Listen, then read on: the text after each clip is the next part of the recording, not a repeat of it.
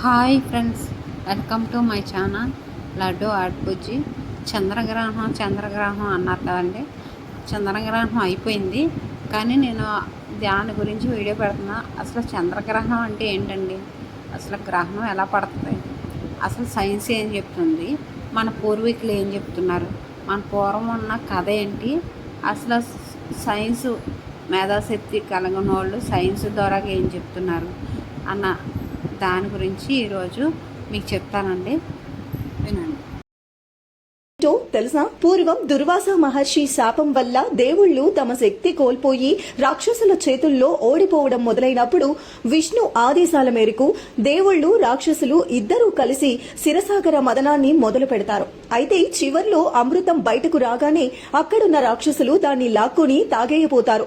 అప్పుడే విష్ణువు మోహిని అనే ఒక అందమైన అమ్మాయి రూపంలో మారి రాక్షసులని డైవర్ట్ చేసి అమృతాన్ని దేవుళ్లకి మాత్రమే పంచుతూ ఉంటాడు. అయితే అక్కడున్న రాక్షసులు అమృతాన్ని కూడా మర్చిపోయి మోహిని వైపే కళ్ళప్పగించి చూస్తూ ఉంటారు. కానీ స్వర్భను అనే ఒక అసురుడు మాత్రం విషయం అర్థం చేసుకుని దేవుడిలా వేషం మార్చుకొని అమృతాన్ని తాగడం మొదలు పెడతాడు. అయితే ఆ రాక్షసుడిని గుర్తుపట్టిన సూర్యచంద్రులు వెంటనే విష్ణువుకి చెప్పడంతో వెంటనే విష్ణువు తన సుదర్శన చక్రాన్ని విసిరి ఆ రాక్షసుని తలను నరికేస్తాడు. కానీ అమృతం తన శరీరంలోకి వెళ్ళకపోయినప్పటికీ తన తల అమృతాన్ని తాకడం వల్ల ఆ రాక్షసుడి తలకు మరణం ఉండదు.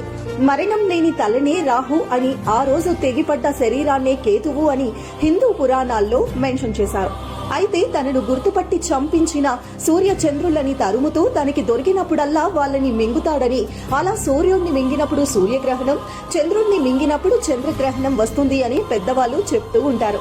అయితే రాహువుకి తల తప్ప శరీరం ఉండదు, కాబట్టి గ్రహణం కొద్దిసేపటికే వెళ్లిపోతుంది అని అంటారు. సైన్స్ ప్రకారం చంద్రగ్రహణం అనేది చంద్రుడు భూమి నీడలోకి వెళ్ళినప్పుడు జరుగుతుంది. సూర్యగ్రహణం అనేది చంద్రుడు సూర్యుడు ముందు వచ్చి దాన్ని కప్పేసినప్పుడు జరుగుతుంది. అయితే రాహువు ఎవరు? కేవలం ఆకాశంలో కనబడే గ్రహం కాదు, కేవలం ఖగోళంలో ఉండే ఒక స్థానం. చంద్రుడు, సూర్యుడు, భూమి ఒక సూటి గీతలో కలిసే సమయాన్ని మన పూర్వీకులు రాహువు కేతువు అని పిలిచారు. అందుకే రాహువు మింగేస్తాడు అనేది ఒక రూపకం. అసలు విషయాన్ని సులభంగా చెప్పడానికి